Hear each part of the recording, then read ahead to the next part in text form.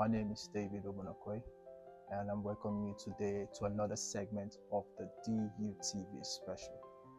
And my focus today is the judicial system in Nigeria.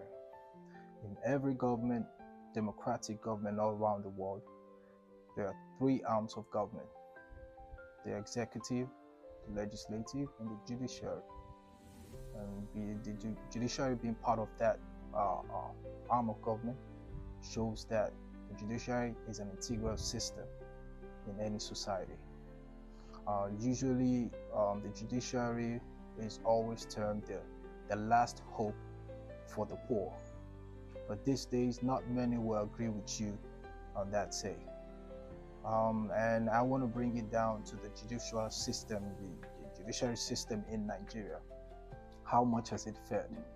How much has it become that big and that trustworthy to achieve law and order, to achieve equity, to achieve justice in the country?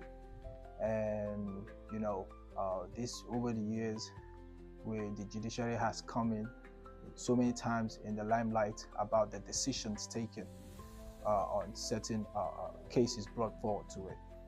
And in order to have a very sane society, in order to have a society with law and order, the judiciary has to play a huge part in achieving that.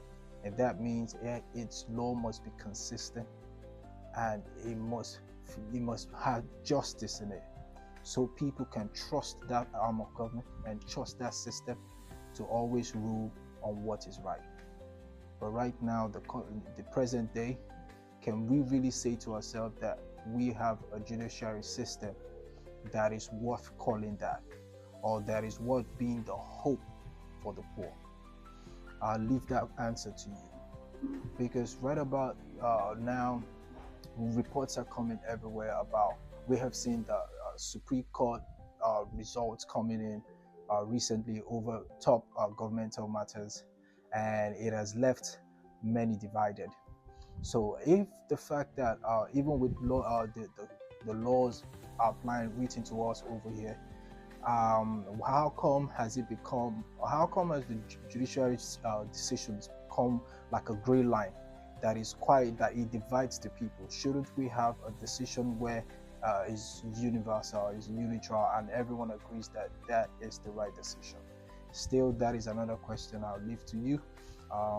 But today, I also want to be talking about the role of the judiciary in high-profile cases, in cases whereby we have the suspect being in line to be charged with maybe probably a first-degree murder, second-degree murder, armed robbery, whatever. So, but what happens? And we have heard so many cases of people, suspects being in the prison awaiting trial. In fact, with the reports coming out, we tend to understand that we have more suspects yet to be tried in Nigeria, in the correctional system. So in that way, they are not charged for nothing yet. They haven't been convicted, but they are just in the correctional offices, just awaiting whenever we're going to have such case, or whenever his or her case is going to be charged to the court. What kind of system are we building it that way? And in a way, this kind of makes the correctional offices more congested, and that is true. Reports that we got from the chief operating officer of the correctional facility, he said that they've had increase in cases of inmates in the country. So this means that that rather than inmates being charged to court, convicted, and taken to wherever prison facility they are to go to serve their sentences, they are still over there within 5-6 years, still waiting for trial. Therefore, making the equipment in the urban areas though quite congested.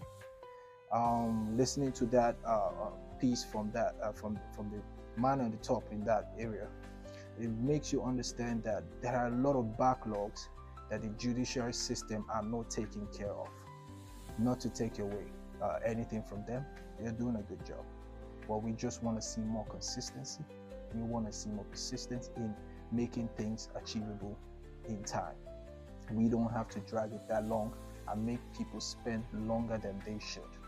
And also, I also want to come back to the prison cases. So right about now, for the past few years, we have been getting news that the prisons are becoming more congested. Why? Due to people coming in and even people still awaiting trial. What happens to those that await trials? Shouldn't they have the right to be charged for what, or lay their claim for whatever it is they're being charged with? And also, don't they have the right to know their convictions and begin life after that? Keeping them in a waiting trial state is draining. In a way, it's confusing, and it just feels whoever that suspect just feels like there is no hope anymore. I understand their crimes, and I feel like the judicial system should find a way in ensuring that there are no more backlogs in executing these laws.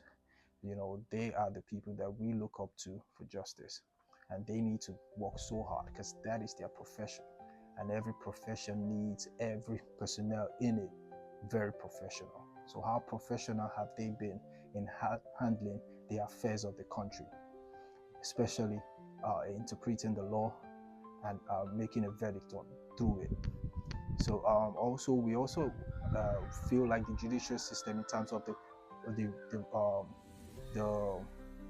correctional facilities, the suspects, I feel like they should bring up policies that should ensure that lawyers are designated to any suspect without the budget of getting a lawyer, so that they can go to court, have their case tried, and know their fate.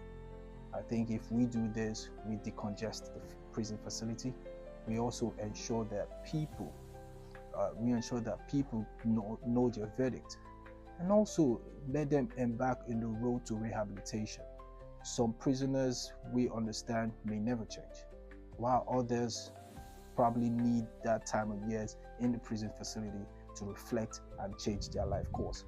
So to those people that seek for second chance, I think a good justice system can help them in achieving that.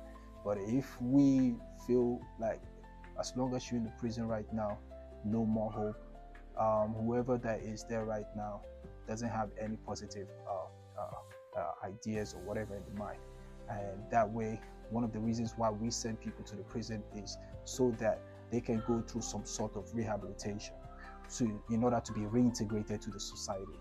So if we are not doing that, if we are not having them being convicted and most of them are awaiting trial, we are not going to achieve that goal. And so I think in that area, we need to look into that, and in a way, the judicial system needs to speed up on every aspect of their jobs, so that we can create a kind of same, consistent level of law application in Nigeria. I feel like it's achievable. It goes down to increasing professionalism, discipline, understanding that you are walking through the line of fairness here, because everybody, both at the left and right, look to you because of how you work. That's your job, and it carries such responsibility, such legacy. And so we need our judiciaries doing a lot better, and there's also so much room for improvement on their sides, and in a way, not let them be influenced. Don't let them be bought. I feel like they should always stick to creating justice for the innocent, and also in a way, look in the face of the guilty and decide and judge them. Because in everything, no matter how wealthy they are, no matter how influential they are, do your job. That's what is required of every judicial in that system, to always give out justice.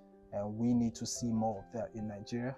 If Nigeria is to ever get to that place that we want it to be, it starts with us. It starts with every one of us, especially those in the judicial system, because our hope and our country also relies in that part. It is a crucial part that can never be erased in any country's democratic system. So our government must also, in a way, try to give the judicial system that independence, that that free roam role to convict or to make whatever decision according to the law. We have to do everything by the law, and in a way, not try to bend whatever rule for anybody, no matter how influential it is. I think if we can do this, we can achieve a lot as a country, and we can push further and become better. This is David Umunakwe TV. You can follow us on all social media platforms. On Facebook, it's David Umunakwe TV. On Instagram, it's DUTV. On YouTube, it's David Umunakwe TV. So wherever you want to go, you can watch this video in full. You can also send us a mail on davidumunakwe100@gmail.com, and you know for sure that we'll respond to you. Until next time, thank you for listening. Bye for now.